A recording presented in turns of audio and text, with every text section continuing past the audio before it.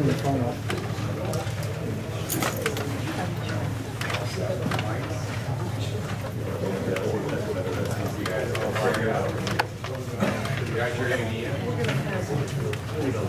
Oh, you want to pass this around?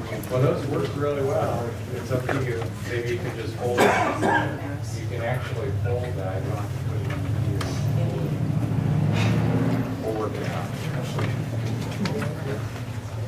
Ladies and gentlemen, welcome to the American Foreign Service Association. My name is Ian Houston. I'm the Executive Director of AFSA. This is our headquarters building. AFSA as an organization started in 1924. So it started right at the same time that the Foreign Service was created.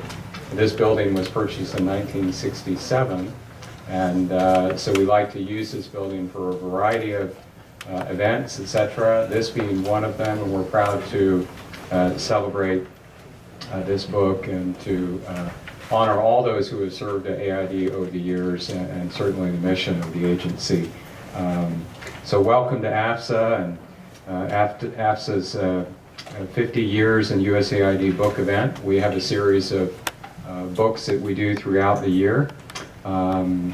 This book, and I will turn it certainly over to our guests, is a collection of about 115 brief essays by past and present USAID staff and administrators, organized by decades. And to celebrate USAID's 50th anniversary, the editors, Janet Valentine and Maureen Dugan, reached out to all USAID staff and alum and the living administrators to gather tales that would tell their story and seek their thoughts on serving at USAID. For me, it's a real pleasure to introduce Janet Valentine, and I certainly will call her a friend. I've known Janet for a long time, but I'd also like to say that Janet and I are distant cousins.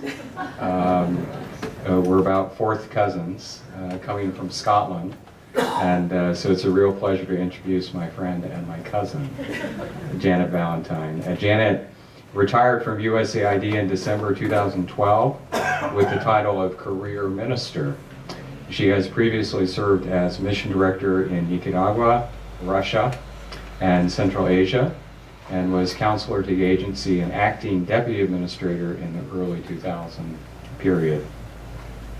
So I will turn it over to Janet to further introduce our speakers, but certainly welcome you on behalf of the organization, all of our members and our governing board. Thank you for being here. Janet.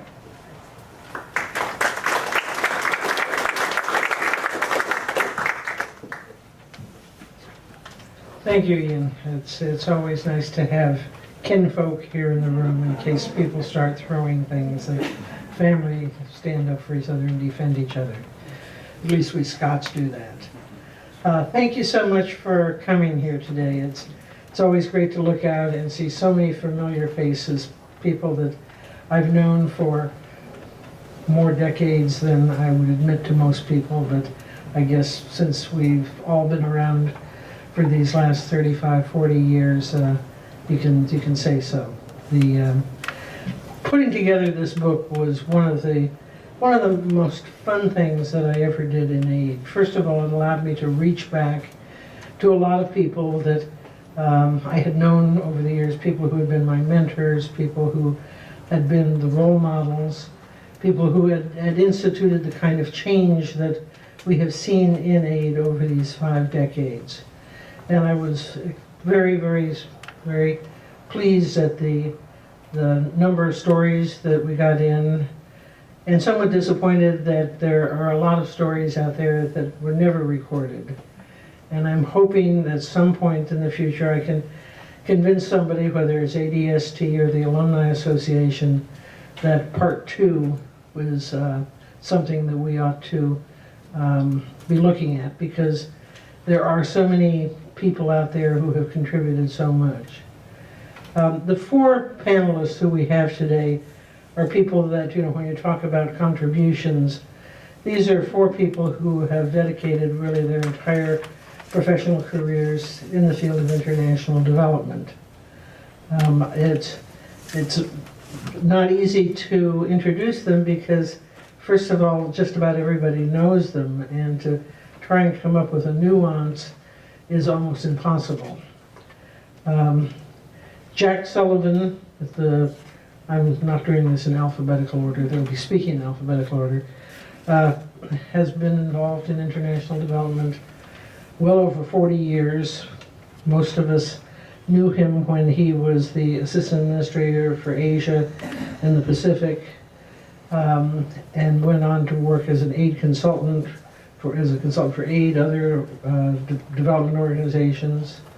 He continues to be very active in international development, and is one of the people that, when we talk about the great stars of USAID, Jack's star is up there with them.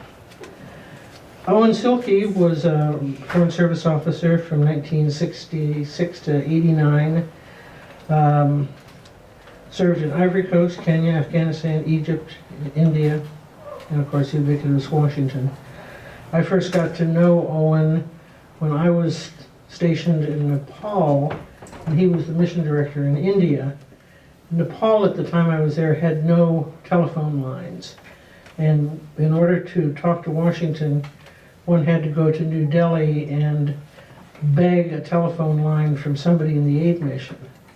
And when I first went down there, I introduced myself to Director Silke and said, in his usual way, he said, and what are you here for? Not what can I do for? And I said, I'd like to borrow your telephone. And he said, what do you want to do? Take it back to your hotel room? That's literally what you said. I remember that well. I'm not a cousin. I'm not a cousin. Name like Silke, that good Scot name you should be. But he finally agreed that I could make a call to Washington and keep it under 10 minutes. So I would sit there with my watch, looking at it, trying to fill up Washington with what had happened in Kathmandu for 30 days in 10 minutes. Ann Van Dusen and I have worked together many times, both within aid and outside of aid. I think Ann has worked in every regional or central bureau in aid with Can't keep a job. She was my boss when she and Sally Shelton set up the Global Bureau. She was the senior deputy assistant administrator, and her job was to keep the trains running on time. And if a train was 5 minutes late, you knew about it. I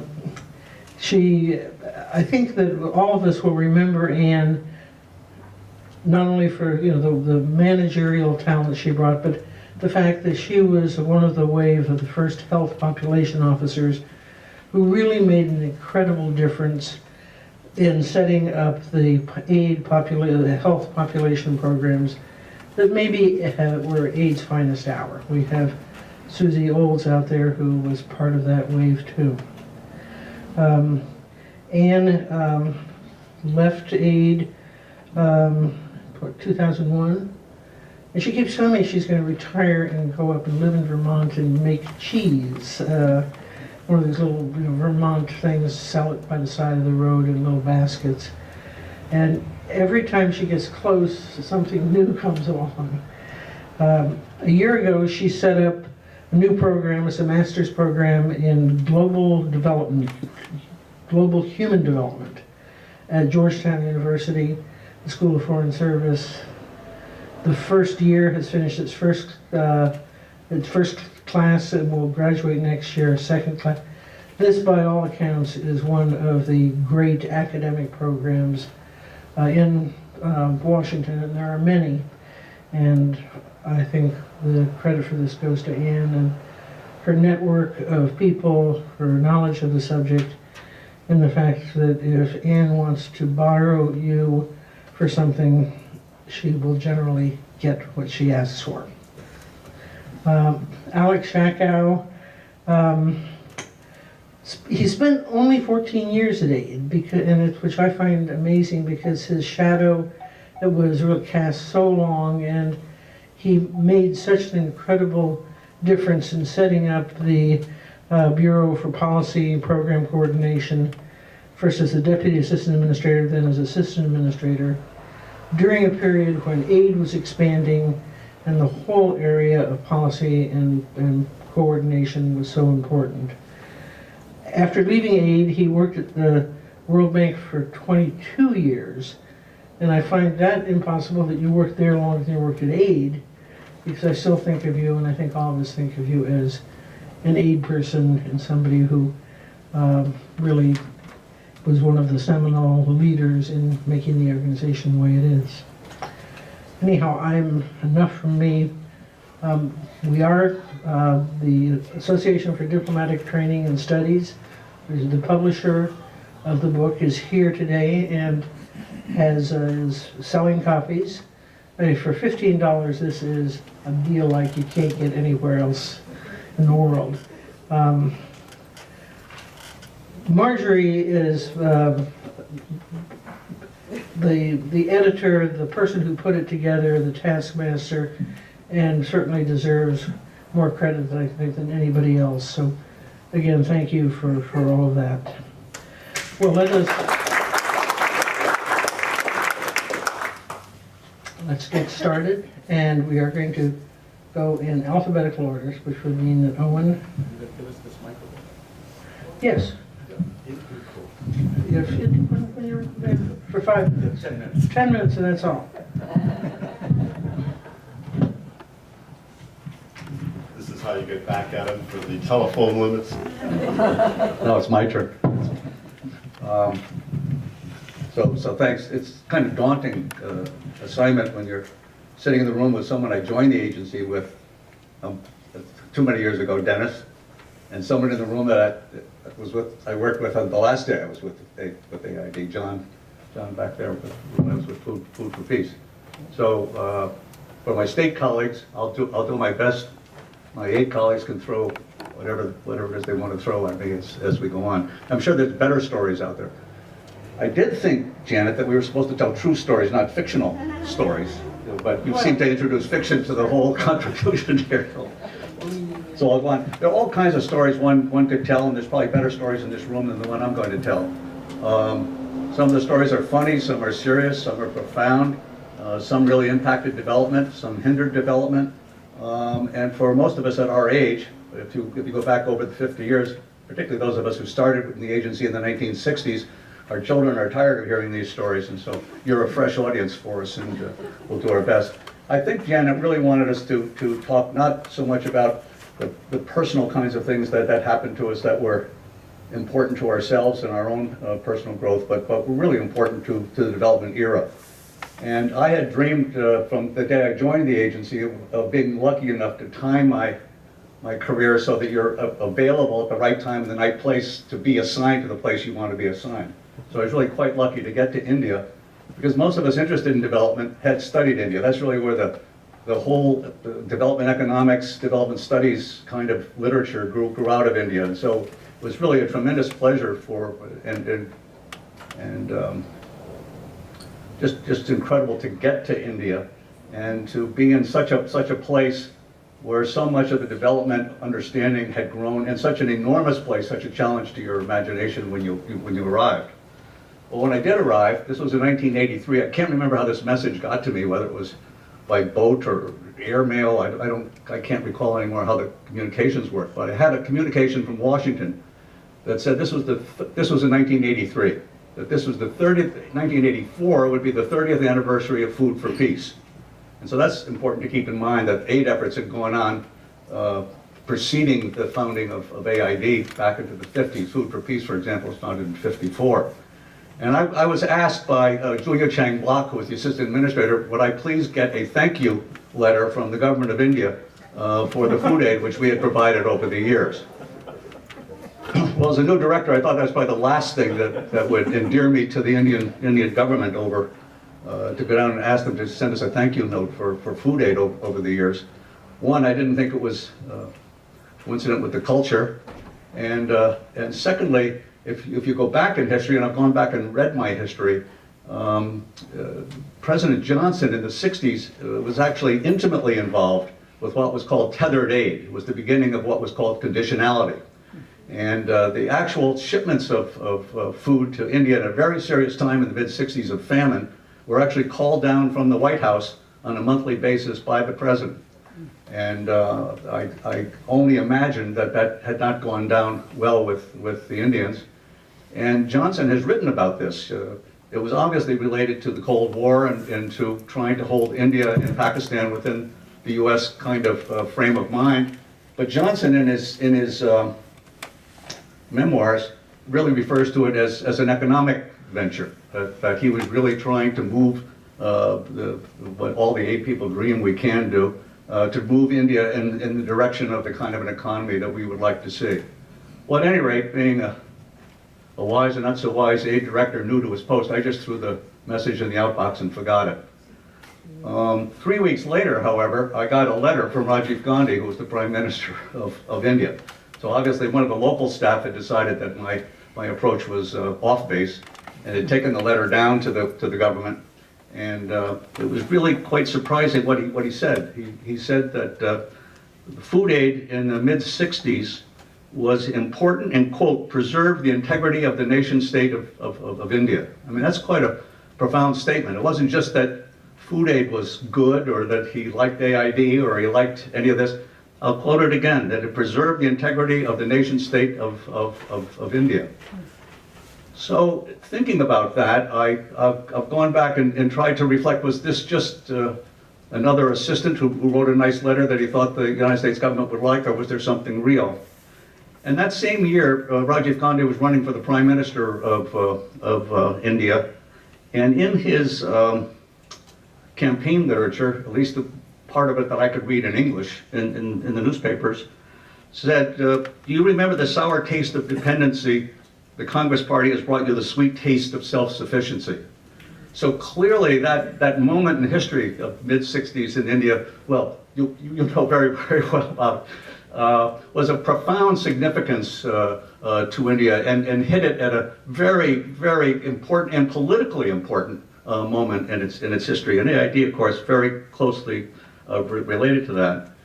It also related, of course, to the Green Revolution, a good part of which originated out of India, and which was much more than just growing crops. It also had a relationship to structural change in the movement of the economy from an agricultural to a more industrialized and urban economy. And the United States government, in addition to the food aid, of course, had set up 15 land-grant colleges on the U.S. model. And in 1984, the Indian government, at their own initiative and at their cost, invited the sitting deans of the 8 universities in the United States that had worked with those colleges to India for a 2-week visit. So I just use those as examples that this note from the Prime Minister was not just a note. This had profound impact on Indian thinking and their relationship, I think, to the United States. Part of the food aid, which was interesting, was it generated tremendous amounts of local currency. And many of you will remember there was a thing called the coolie loans, and those loans were used to promote private sector ventures.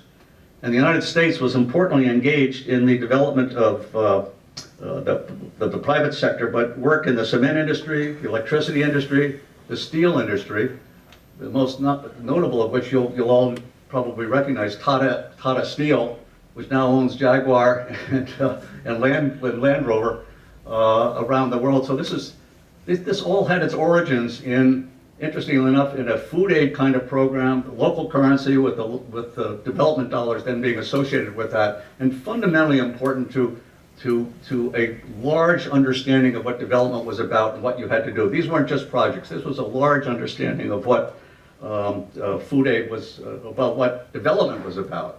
And that really characterized the 1960s. And I think as we then went on after that, in the 1970s, we had poverty, the 80s neoliberalism, 90s governance, and I would argue in the years 2000 what we've had is what I'd almost call the commercialization of aid, where interest groups across this city have taken tremendous interest in specific aspects, and we've really, well, that's happened, and then of course the tremendous emphasis that markets can solve all problems.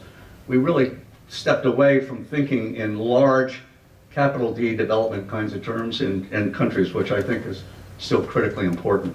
So I think I'll leave it at that, Janet. I have a lot of other stories I'd love to tell. I think there's some people in the audience who would probably like to tell some stories about me as well, but we'll leave that to the question period. Okay, Alex. Okay. Thank you, Janet. Thank all of you for coming. I am glad to see so many faces, not old faces, but faces from the old days.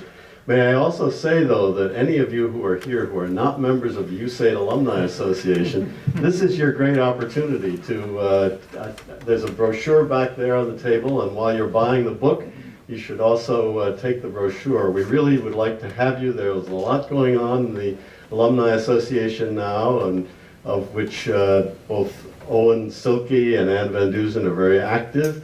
And if you go to the website, which is www.usaidalumni.org, you will see all that's happening. And we need you, and we would like to have you join in, whether you live right around here or far away. So enough of a pitch on that. Thank you very much for that, Janet.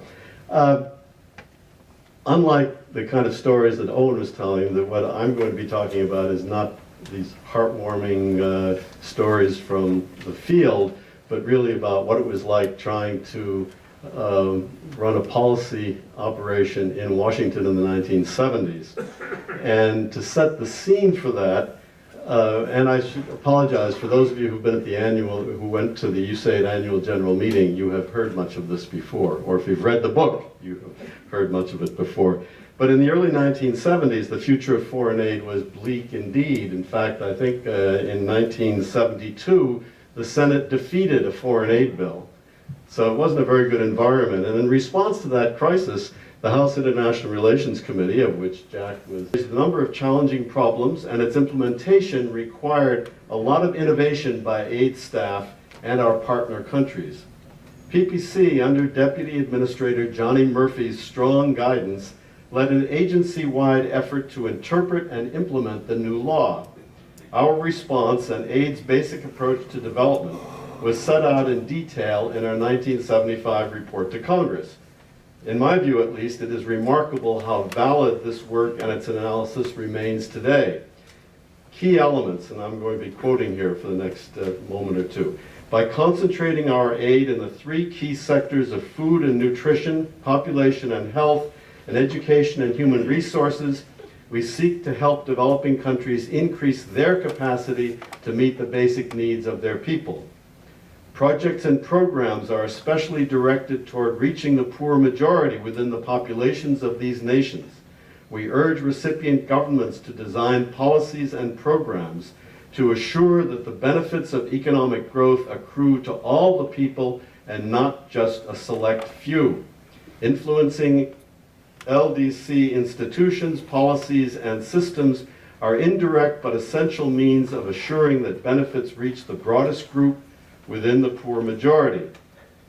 PVOs are increasingly active with aid support in planning, implementing, and evaluating development programs, which draw upon their unique capacities to reach directly large numbers of poor people. AID is stressing the importance of integrating women into the development effort.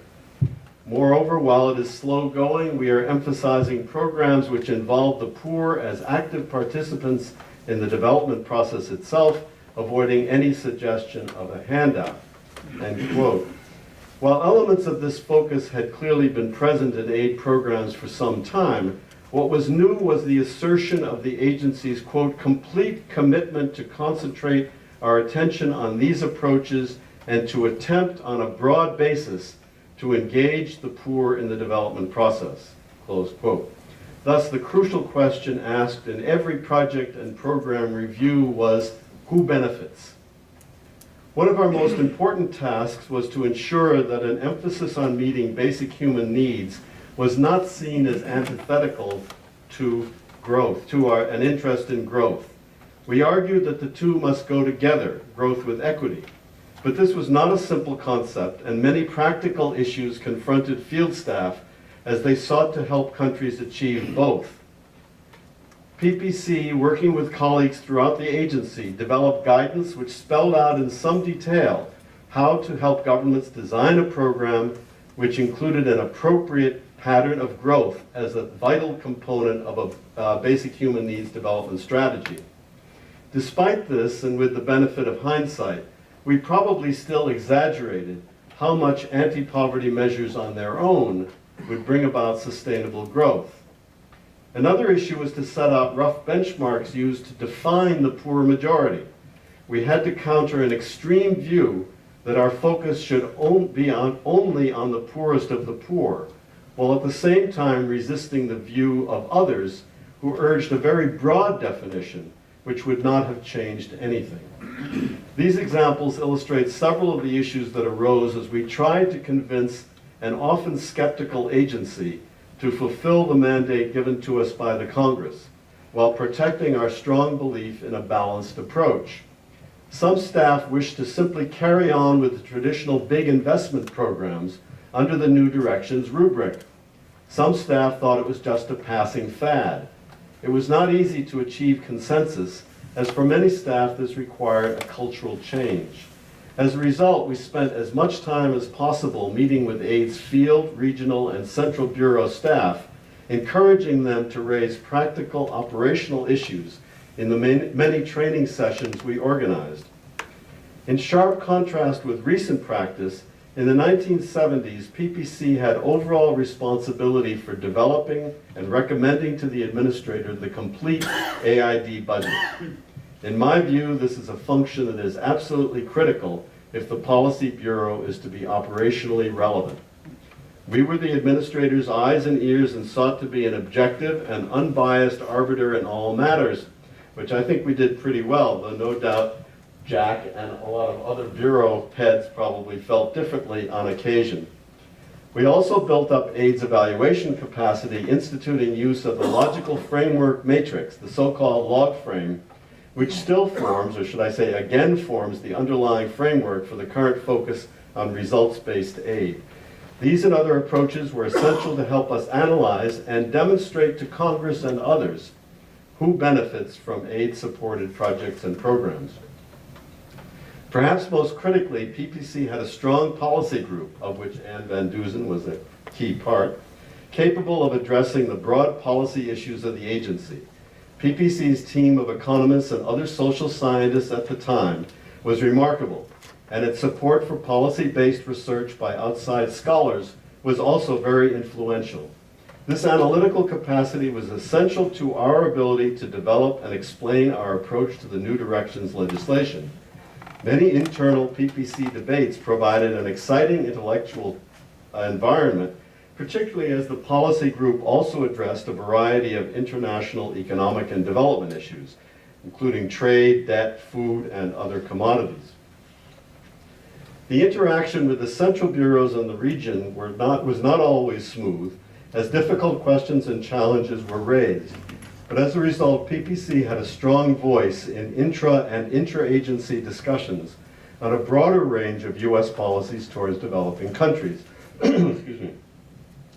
PPC's forceful role was crucial in gaining a better balance in AID's population, family planning, and health programs.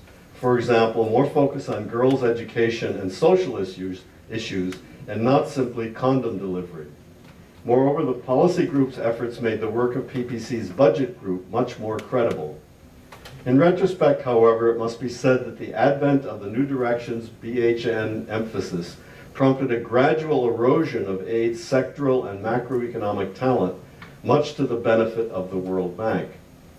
AID's relationships with the State Department were quite different during the Nixon, Ford, and Carter administrations. In the former, states' views were particularly highly politicized. For example, the Kissinger approach, as many of you remember, was to use each major policy speech as a vehicle for significant initiatives, which usually included some AID or PL 480 food offers.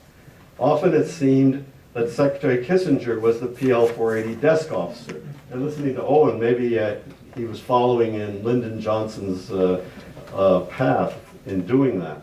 This made PPC's efforts with the USDA and OMB to make the very large PL 480 Title I programs more developmental, a tough job under any circumstances, even more difficult. During the Carter administration, we had a very able and development-oriented partner in Tony Lake, who as head of State's Policy Planning Office was very close to Secretary Vance and to Deputy Secretary Warren Christopher. The PPC policy planning link and our contacts at senior levels elsewhere in state worked very well during this period and illustrated how the state aid relationship could work in close harmony and with mutual respect. PPC also had a major responsibility to work with congressional committees, especially in interpreting the New Directions legislation. Halfway through the Carter period, another complication was added to the policy-making process, the creation of IDCA, the International Development Cooperation Agency, which some of you may remember. Simply put, despite its original intention, it became just another layer on AIDS policy making. Overall, I look back on the period of my PTC experience, 1974 to 1981, as very productive and exciting. We were able to cover an enormous number of areas because we had a top-notch staff of very bright, able, and committed people. Working with our colleagues throughout aid at a time of changing aid priorities, we made major policy decisions, many of which still seem very sensible and practical to me. There were, of course, multiple political pressures and no doubt many more frustrations which I have conveniently repressed after all these years.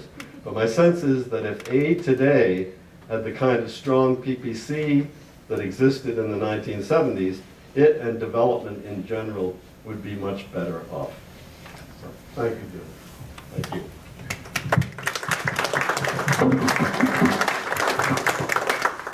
Thank you. Janet, thank you for those nice remarks. I wish my bride of 50 years were here to hear them. I think she might have a different view. Okay, being the Assistant Administrator of Aid for Asia and the Pacific was the best job that I've ever had. And in fact, I was once told that it's probably, back then, it was probably the best job in Washington. Among the things that made it so good were the people that I had in the Bureau. We had a fabulous group of people. Among them here today is one of the office directors, Dennis Chandler, drove from Solomons, Maryland, and his life on a yacht to be with us. The story I told in the volume, which I will repeat here, and some of you may have read it, began in 1977 when the Carter administration determined to reestablish foreign aid to India. Henry Kissinger had broken off our aid relationship with India because of India's backing Bangladesh in its war of independence against Pakistan.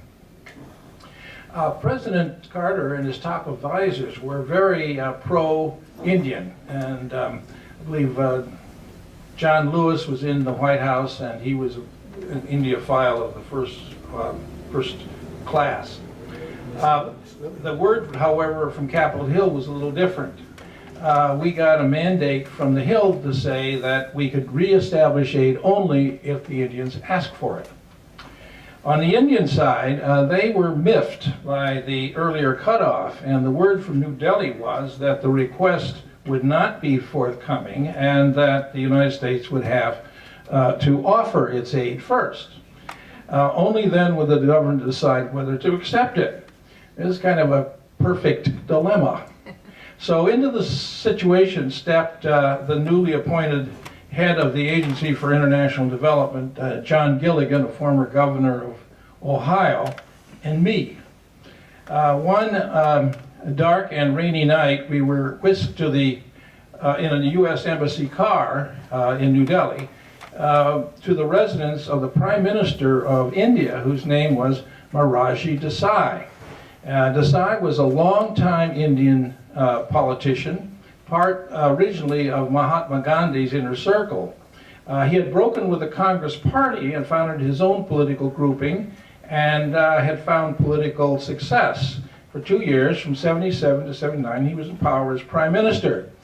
Something that didn't appear in the book, as you may recall, he was a gentleman who was announced, or rather prominently, drank his own urine for breakfast. And it was, as we talked about going to see him, it was suggested to us by someone on the staff, if he offers you orange juice, don't take it. Greeted by Desai's aides, we were strictly advised that our meeting could go no longer than 15 minutes, and we would be timed to the second. Standing in the corner, some of you may remember Little Orphan Annie, the comic strip, and she had Punjab, who was a big Sikh with a turban and a big sword. That guy was in that room. And he was standing there, and as we sat down, and then Miraji came in. He bid us be comfortable, and I was far from relaxed, figuring that I don't know how we're going to get out of this business. Gilligan was relaxed and began a genial theological discourse comparing Hindu religious thought with that of Christians. He had had some background in theology. Desai responded very enthusiastically, and soon the two were deep in a conversation about comparative religion. The 5 minutes flew by during this period, so we got 10 left. The conversation began to focus more particularly on the transmigration of souls. At some length, Desai explained the Hindu view, and Gilligan responded with the Christian perspective, again in great detail. They saw similarities, they saw differences. Another 5 minutes flew by. At this point, I had cold sweat. It was just rolling down my sides. And transmigration continued to dominate the dialogue as both participants seemed to be warming to the subject even more.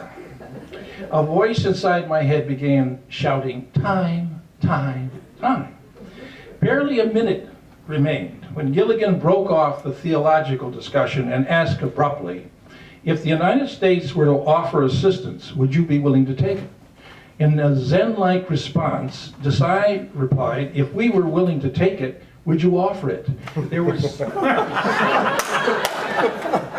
were simultaneous nods.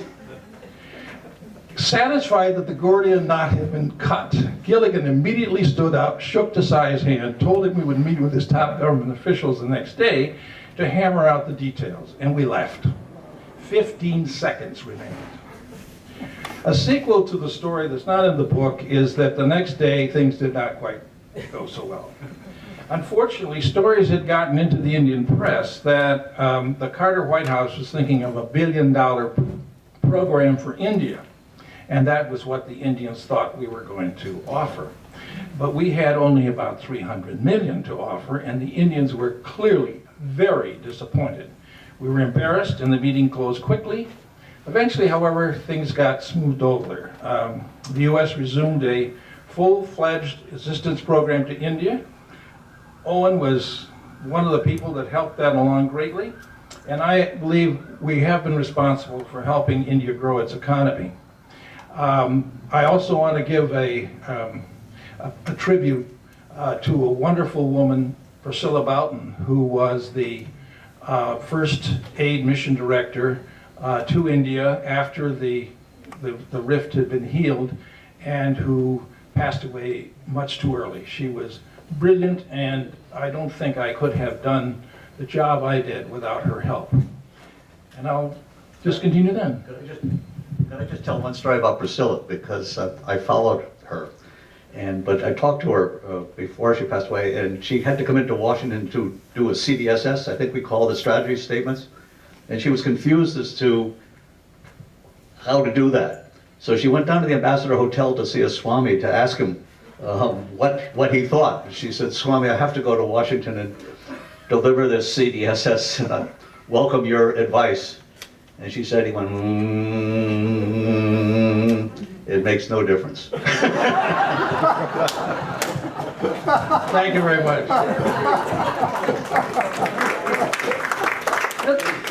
Okay, so I'm going to talk about the 1980s and what was probably the major pivot on health that happened in AID, and I think you're still seeing it today.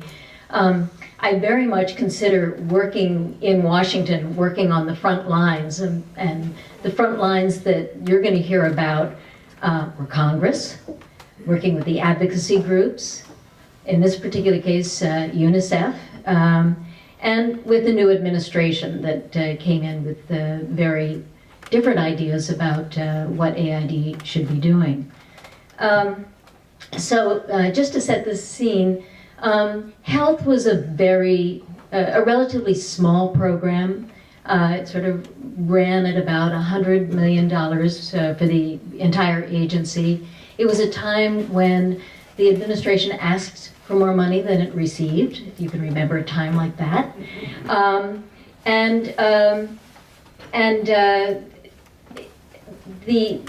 The whole focus of international health was very, very broad. Some focused on hospitals, some focused on water, some focused on research. It was really not just AID, but the entire international community was all over the map. And in fact, if you remember hearing about the first international health conference held in Alma-Ata, when it was still Alma-Ata in the Soviet Union, the big news there was that there was going to be a focus on public health, generally. I think it was coming at a time when there was a sense of dissatisfaction, that things, health didn't seem to be improving very much. And it was a time when 40,000 kids were dying a day, largely of causes that we knew how to prevent. Okay, so in comes the new administration, the Reagan administration, which in general wanted to reduce funding for all of programs in AID, and to build up the focus on the private sector. Actually wanted to eliminate the population account, and that was an interesting side story we can talk about. But definitely wanted to reduce programs. Okay, so that was the scene when a very dynamic and charismatic person took over UNICEF. So Jim Grant became the head of UNICEF in 1980. He had been the head of the Overseas Development Council for a number of years. And ODC, for those of you who remember, one of the few things that you can remember about it is that they really pushed this idea of a personal quality of life index. The idea was that you could really distill how things were going if you could just look at life expectancy, literacy, and infant mortality. And I think most people in this room actually dealt with Jim at one time or another. He's very persuasive. So anyway, he came into UNICEF really saying, you know, this won't do. We really need to focus on child health. And because of his bent towards goals and indicators, he said, we need to cut infant mortality in half. So here you have this outside pressure looking for ways of really focusing health programs. You also had a number of advocacy groups that for lots of different reasons were very interested in seeing more focus on child health. So you had Bread for the World, headed by the brother of Paul Simon of Illinois, deciding that it was really going to focus for a year or two on getting legislation to increase funding for child health. You had Interaction, representing a lot of the NGOs that clearly were feeling starved and concerned about what the administration was going to do with funding for health programs. NCIH, which has become the Global Health Council, which was also doing a lot of advocacy. So you had a lot of these organizations, which, you know, quite frankly, UNICEF was mobilizing.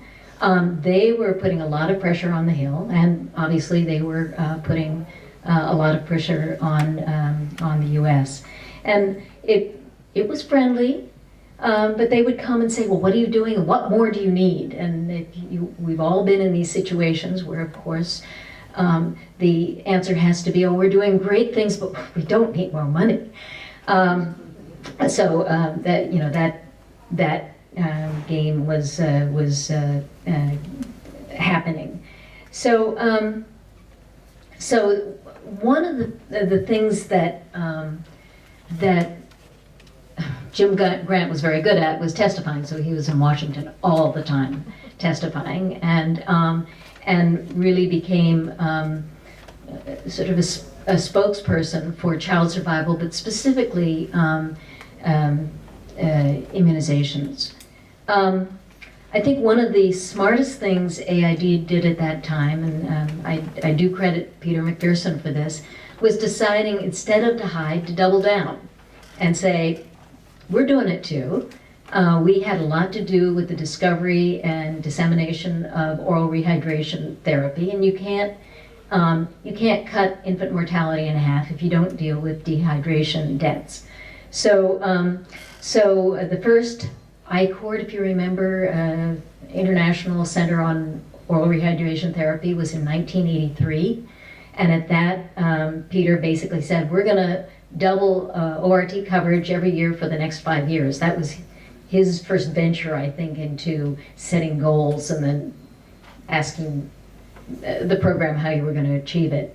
And there was an ICORT 2 a couple of years later.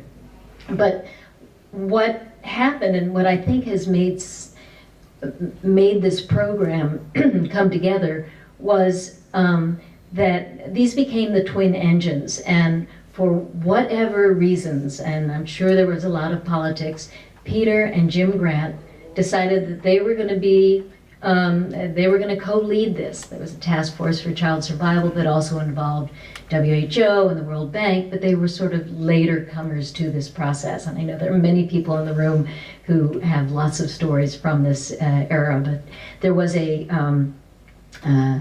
press conference once where they were announcing, the twin engines of child survival, and in walked Peter and Jim with engineer hats, the old train engineer hats on their heads. They didn't keep it on for very long, but we got the picture. So anyway, in 1985, Congress set up a special child survival fund, and that was, I think, the first time that there was special legislation to support what had been sort of a groundswell. Initially, because Jim Grant had been so all over the Hill, I think the funding was supposed to be all for UNICEF. And this was a problem because it was a time when Congress wasn't very interested in putting money into the UN agencies anyway, and clearly AID would have had trouble with just being a pass-through to UNICEF. And to his credit, Jim Grant said, no, we wouldn't want all of it, let's do this together. So we then sat down with this windfall and about a month to program it. And there was certainly some creative sort of back programming to get it done, where some of the money went to UNICEF, but most of the money went into AID field programs. And for the next couple of years, the appropriations just continued to rise. So it's of course a lot easier to do this kind of focusing when you've got increased appropriations and it's not a zero-sum game. But I think that's why the child survival focus got into regional programs as quickly as it did. Just a quick word about sort of the inside story on this, because we know of too many examples of aid gets a lot of money and has to program it quickly, and sometimes there are problems. So just 4 things that the health community inside AID did that I think made a difference. One was it decided on very few indicators it was going to use to actually track and report on its programs, and it was going to do this across the board.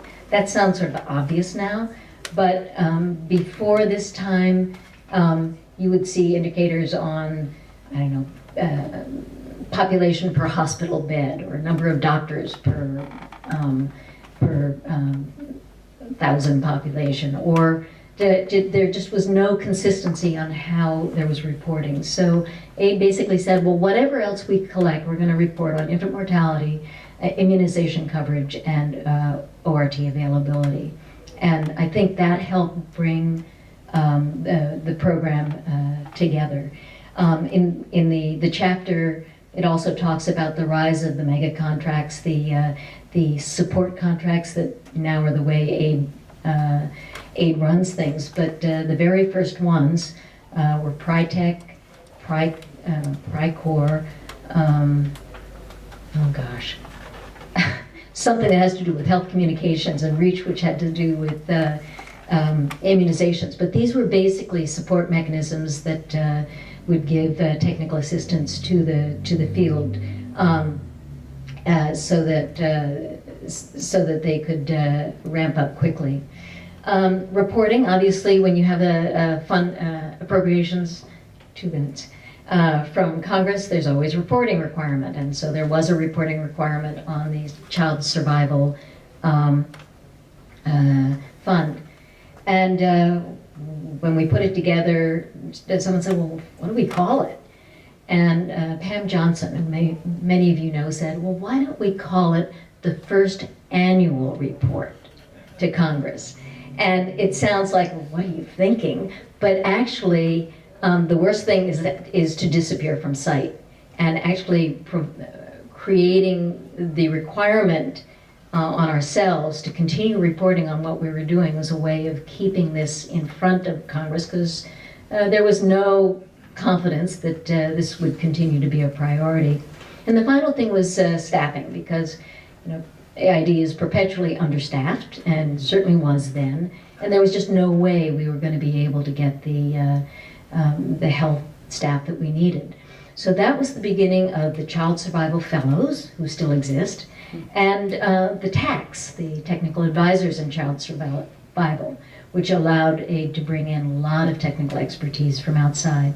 So just in conclusion, it was a very interesting time. I think it totally shifted the way AID and AID's health program. There's a similar story around HIV that hits about 5 years later. But for me, I think there are just a couple of lessons.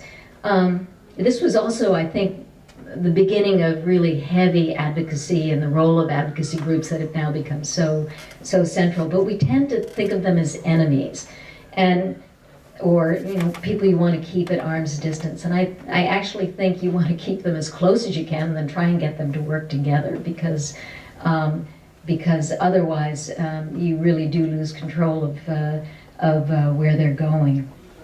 I think second lesson is you plan for growth, so putting in place the staffing and the mechanisms so that